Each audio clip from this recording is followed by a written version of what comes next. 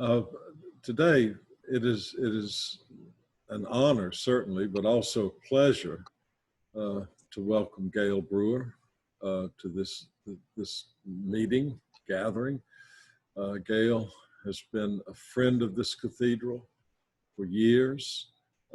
We have become friends in the years that I've been here. I value her friendship and her leadership in this city. She has blazed so many new trails in New York City. She has served in so many different ways. She is now the Manhattan Borough President, and she served on the City Council. She is chair of the Large Cities Council of National League of Cities.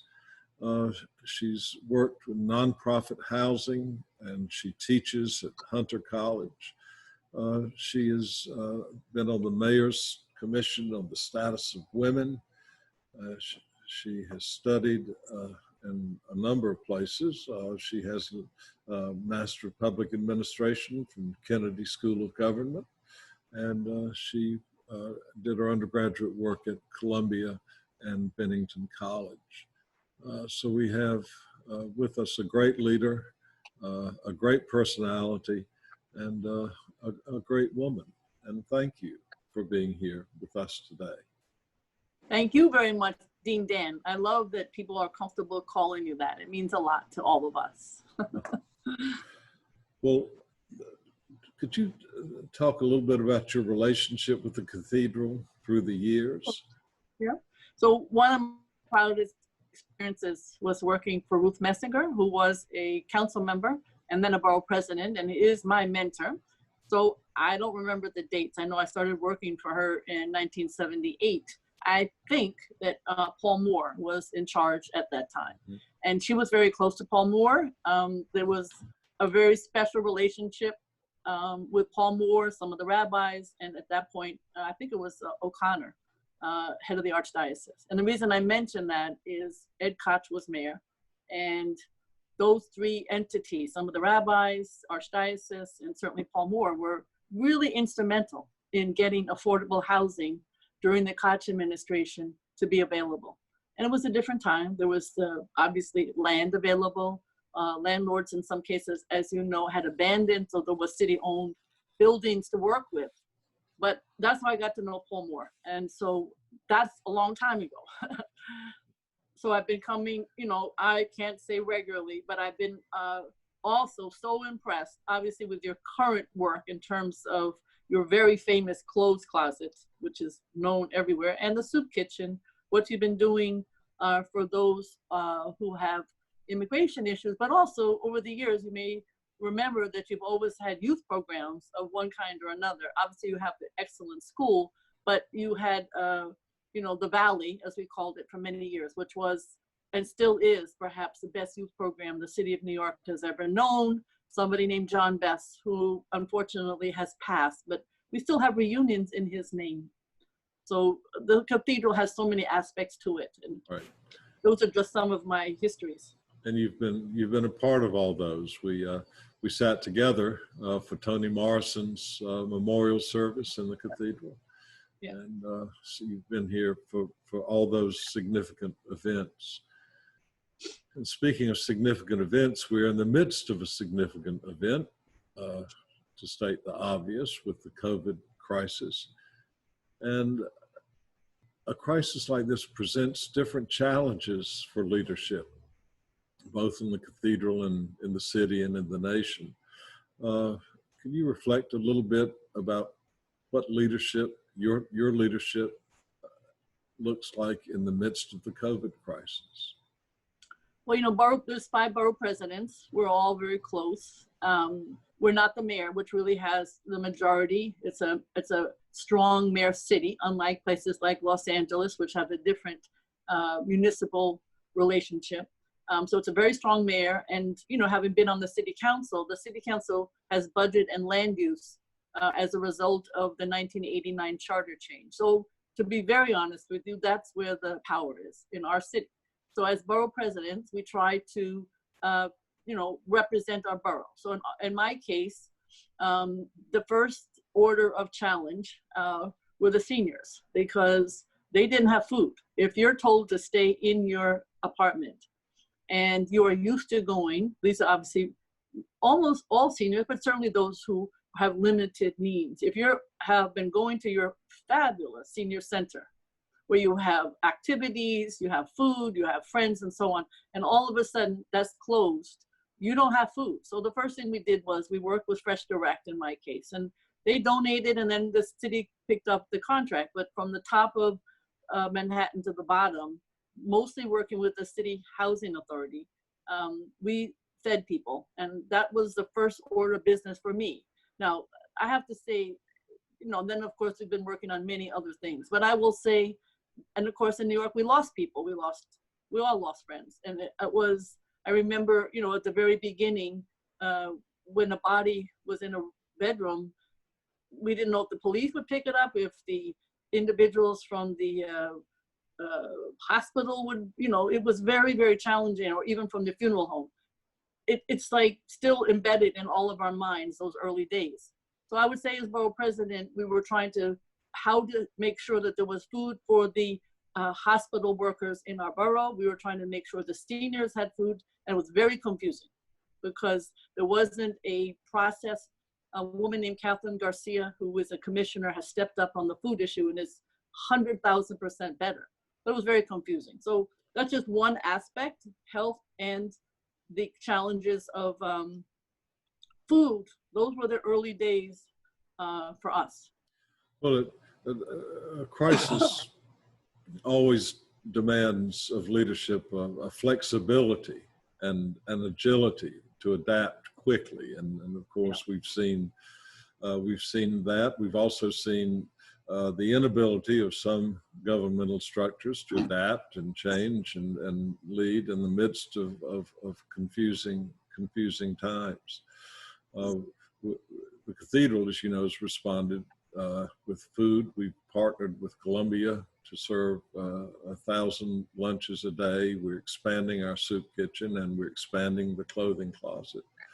So we've tried to be and continue to try to be adaptive and responsive to the needs. As always, it's the poor who suffer the most. It's always the elderly, the poor, the weak, the marginalized. But I know you've made some efforts, strong efforts in housing for homeless people here, and especially in the Upper West Side. Can you tell us a little bit about that?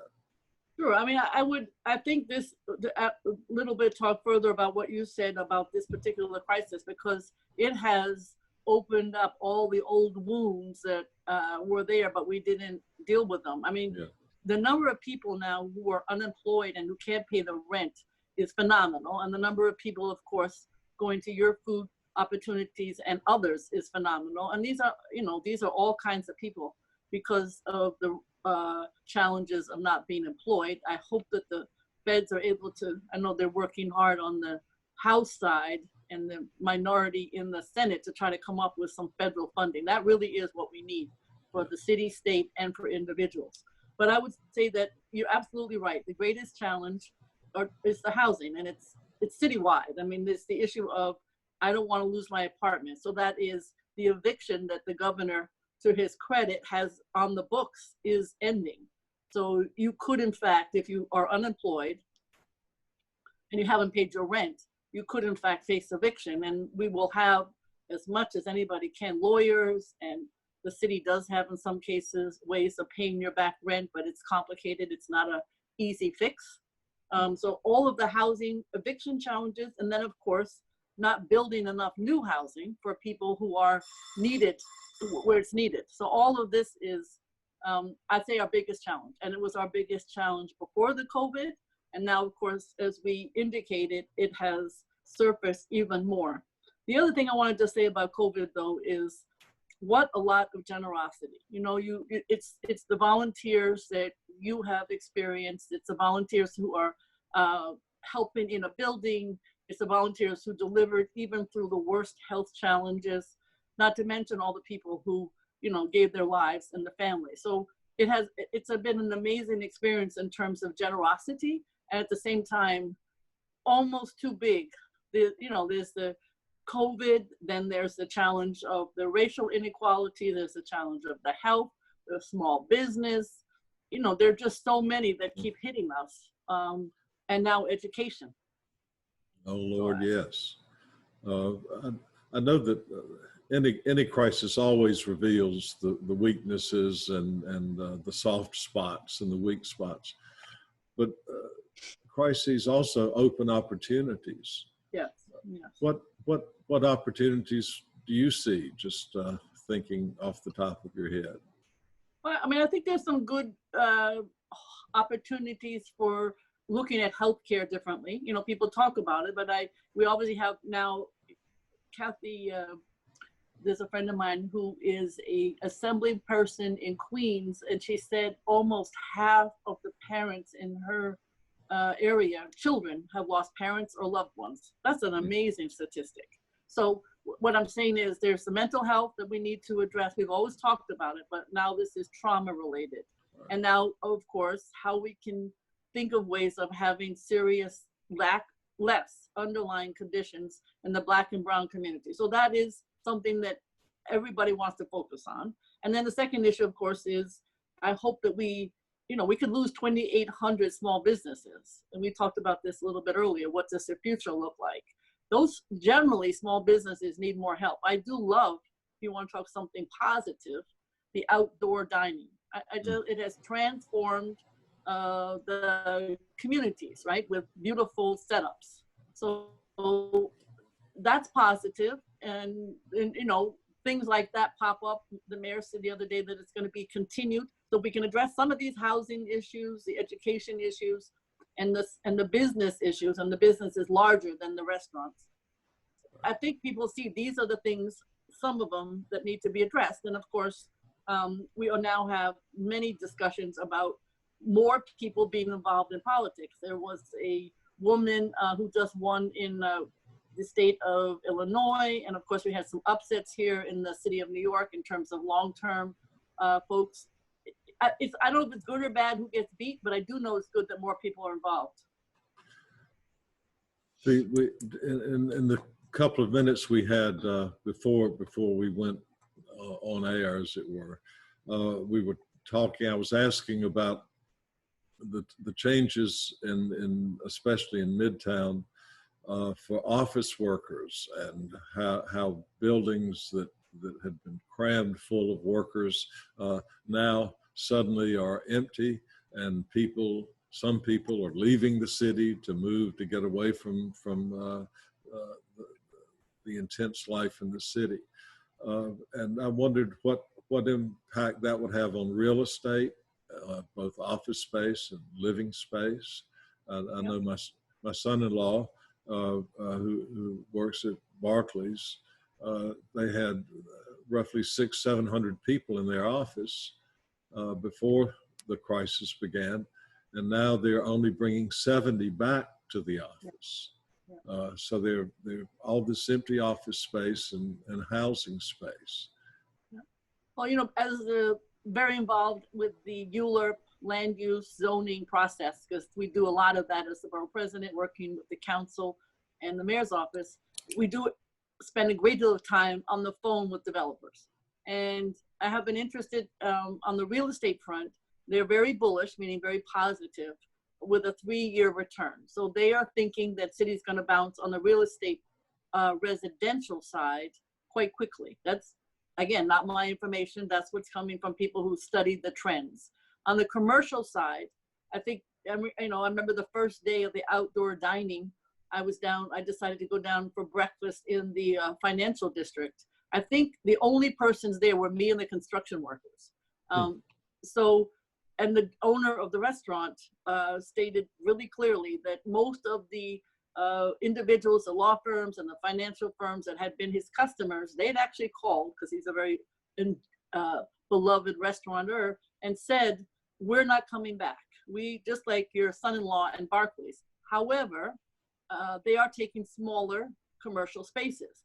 I was with some people who work in that area and who study the trends. And what they said was, if you're part of a firm that has been like Barclays doing the work for a long time, you know each other, you might well have less space. But again, as soon as the virus hopefully is, I won't say just dealt with some kind of a medical possibility, some kind of vaccine, then there was a feeling that smaller firms or firms that have not been here before, who don't know each other, would start gobbling up this space.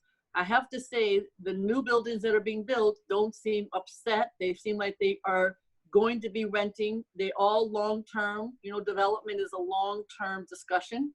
So I do think the city will bounce back. It is empty now.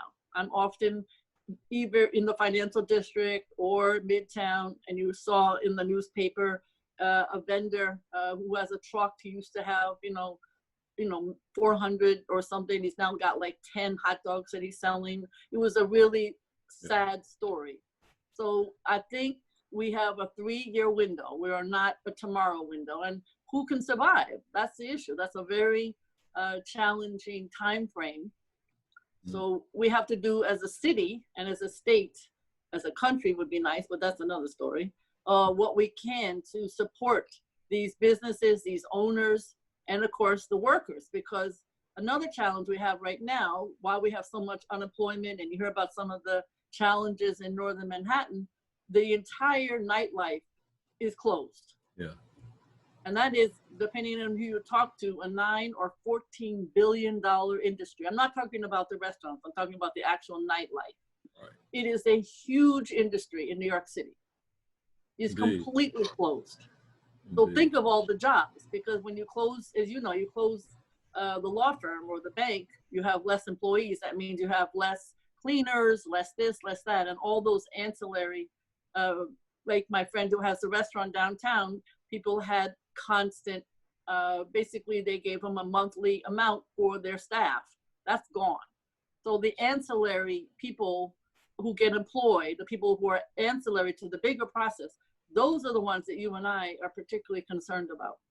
Indeed. And especially museums closed, art galleries. I mean, that whole segment, it's not quite nightlife, but that's gone as well. And of course. Tourism. That's the tourism.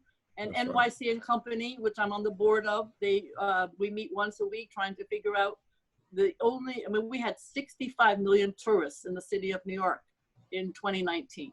So that's a lot of jobs. It's almost like our new manufacturing industry. So the only way that's going to come back is slowly, and it sounds like it's just from the eastern seaboard. Right. At the present time. Those are the only places we're going to get tourists. One of the eeriest experiences, or the eeriest experience I've had in New York, was in March, late March, driving through Times Square in the middle of the day, and I was the only car in Times Square and the only person that I could see in Times Square. I mean, it was shocking to think of that space so filled with people and stores and on and on. It was strange, but I had occasion to go through the Lincoln Tunnel earlier this week, and coming down 8th Avenue, as you go into the tunnel, you look up and hear 2 huge new buildings going up. Yeah. And I thought, well, there's the resurgence, there's the hope, there's New York has a future. And right. we're going to have to work at it, and we're going to build it. Yeah. A different topic. One of the things that this pandemic has exposed is the underlying bedrock of racism in this nation, embedded in our Constitution, and you know, we all have seen the statues, the systemic bedrock, Manhattan schist hardness of racism that is at least showing some cracks, I think, in this moment. Hard won, hard fought. We had, as you know, at the Cathedral, we did a vigil and a march. We had 1,200 people outside the Cathedral to march for Black Lives Matter. We had sheets with hand painted saying Black Lives Matter. And we have a video of a few days after the march, the vigil, of a couple, a man and a woman, walking up and ripping the signs down, tearing them down and carrying them off. So it's not that it's gone away, but do you think we've made significant progress or are on the road to making significant progress in this embedded racism in our nation? Well, I think a couple of things. As I said earlier, I thought the marches were phenomenal. And as many say, you need the marches as well as the ballot box. You need both. Right. And the marches were phenomenal for many reasons. Obviously, people got involved. To be honest with you, I don't think there was any more COVID. It didn't seem to spread or have anything to do with our percentages, which was excellent. Everybody had a mask on from what I could see. And it was in New York and elsewhere very diverse. So lots of allies, lots of Black and brown people. And then the second part that I've seen is the ballot box. As I indicated, there have been some upsets, not just in New York, but around the country. So people are actually taking that information and going to the ballot box, which made me happy. And I think people are, I don't know who the Biden is going to select for his vice president, but listening to some of the Black women anchors and reporters last night on some of the TV channels, they were so excited because we all know that Black women have been the basis of the Democratic Party for a very long time. Right. Nobody giving them recognition. They were absolutely the way in which Democrats got elected. And now somebody hopefully will be given the recognition that they deserve, because goodness knows there are plenty of people qualified. So there's a lot of positive that I think is coming out of it. Now, I must admit, my focus has always been the housing, the health, the education, and I think that's where we have to put our efforts. That's just me. Now, we certainly did a Black Lives Matter mural that I organized with Black Lives Matter Greater New York and some wonderful architects from the Black community in the Foley Square area downtown. It's phenomenal. We had 3 Black artists that the city recommended, and it's gorgeous. So all of that went on too, and that gave people something to participate in on a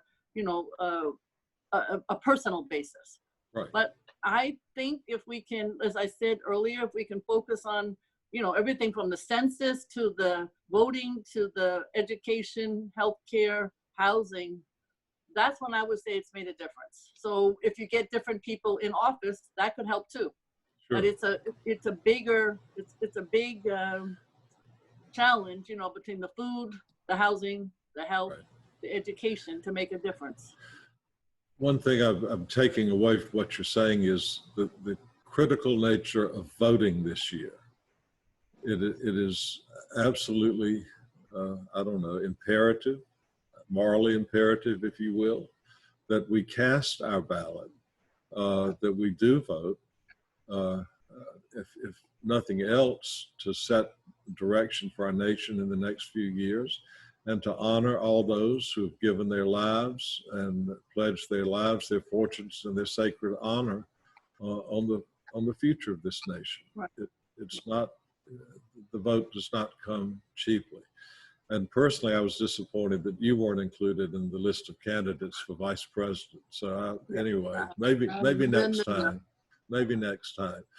I'm a local New York, even worse, Manhattan person. But I'm very excited about the possibilities of whomever he chooses.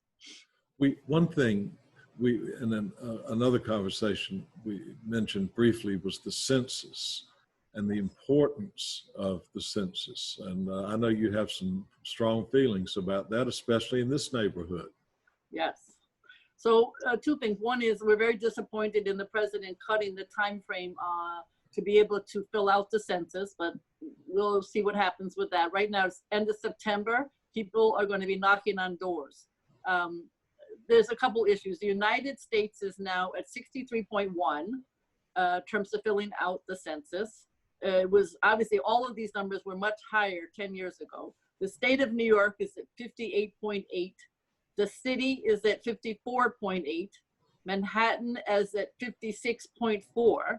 And the area, not just the cathedral, but the area around the cathedral, I don't know exactly what that is, but it's a census tract, is at 32.3.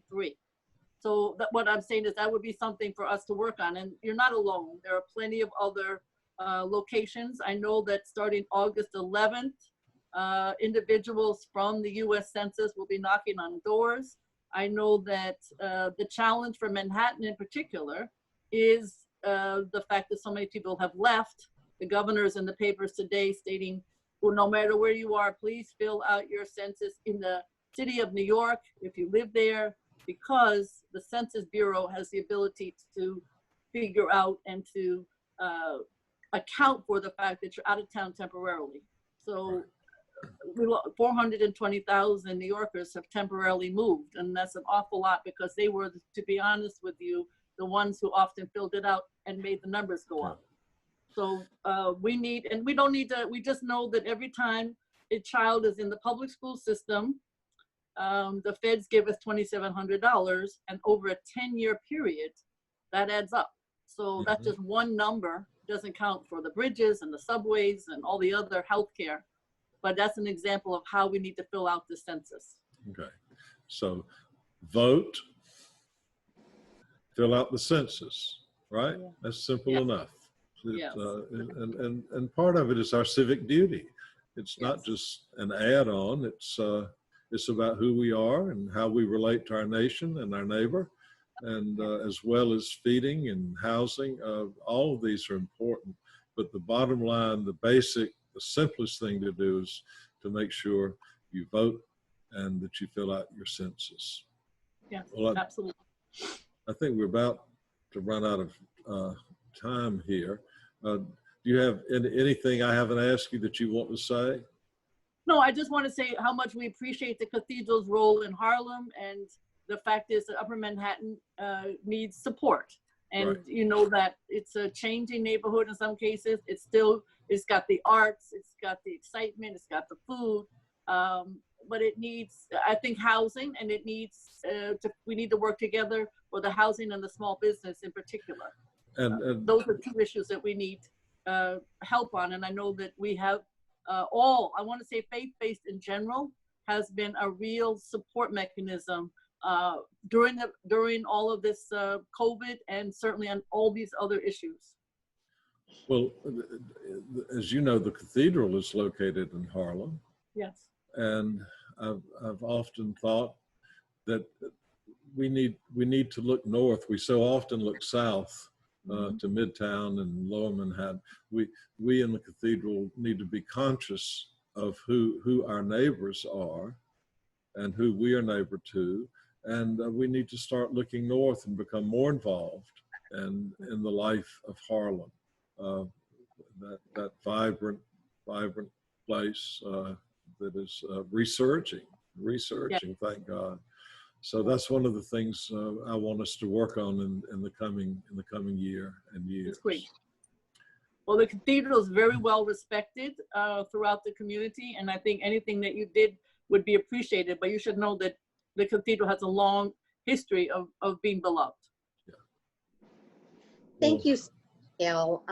This has been a tremendous conversation, and we're really lucky to have you advocate on behalf of New York and Manhattan. And just as a friend of the cathedral, so appreciate you.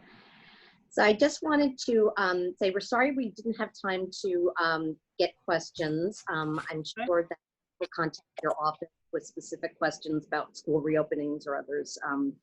They can be addressed there. And I want to invite you all to our next community update on September 3rd. We're going to be joined by Marie Del Tejo, who runs our Advancing the Community of Tomorrow program, which is our youth program.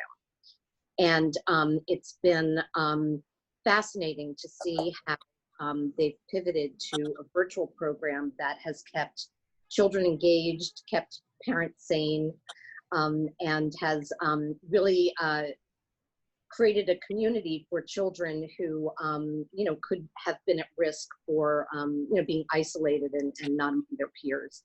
So I think it's going to be a really great conversation. So we look forward to seeing you all on September 3rd. Gail Brewer, thank you. God bless you. Onwards. Thank you very much. I look forward to continuing the relationship. Same here. Bye-bye. Bye-bye.